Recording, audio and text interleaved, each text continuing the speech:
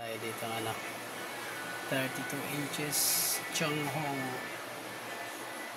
Changhong TV.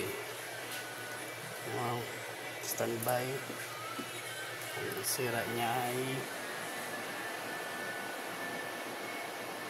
yan, isang blink lang, tapos namamatay yung ano, power, magbabalik sa standby. May lumubong isang ano, capacitor.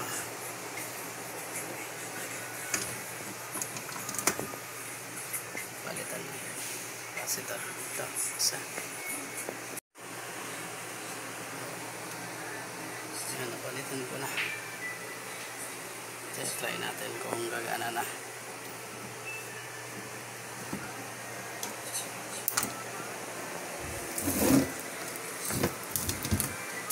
Standby and power.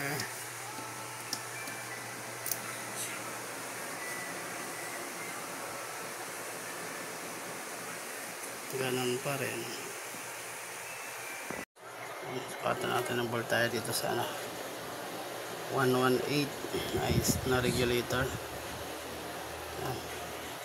Ay siyang 3.3 sa 1.8. Pag gumana na yan 1.8, tapos dito sa 3.3 nagbabagsak 2.7.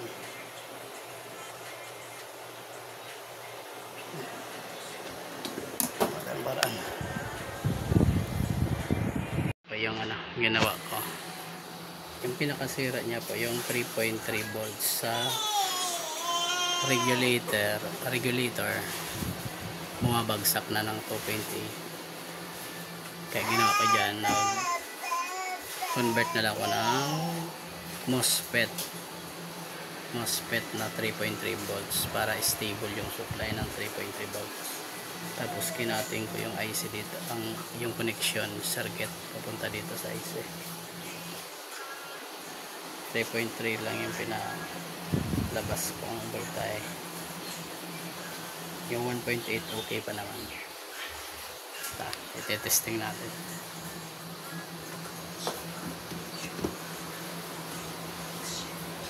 Sukatan natin voltage.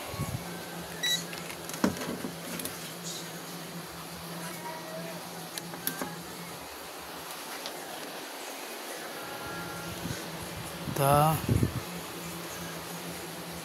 3.3 volts sa dito sa may linya ng ano ko regulator, tapos dito yung 1.8 pagka gumana na 1.8 yan. Papaganahin ko yung ano unit para yan gumana na, tapos lalabas yung 1.8 yan, tapos umilaw na siya, hindi na namatay. Tapos dito sa voltage na 3.3 stable. Tapos ito yung circuit nya 3.3 na din. Ang pinaka diferensya po nito, bumabagsak to sa 2.8 kaya namamatay yung supply.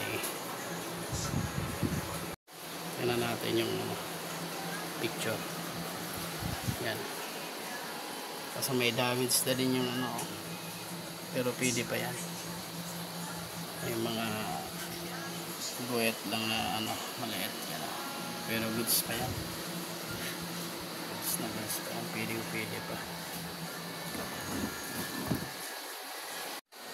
Try natin na standby.